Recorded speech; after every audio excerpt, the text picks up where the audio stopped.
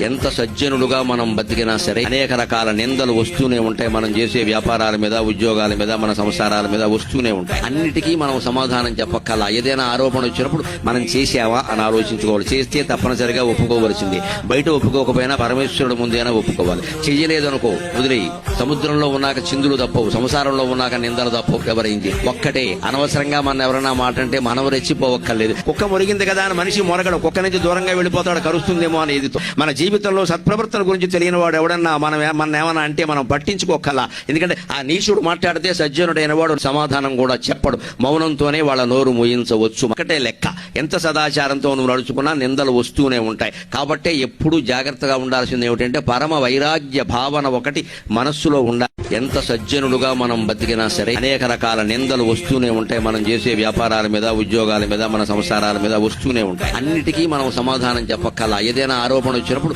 మనం చేసావా అని ఆలోచించుకోవాలి. చేస్తే తప్పనిసరిగా ఒప్పుకోవలసింది. బయట ఒప్పుకోకపోయినా పరమేశ్వరుడు ముందేనా ఒప్పుకోవాలి. చెయ్యలేదనుకో వదిలేయి.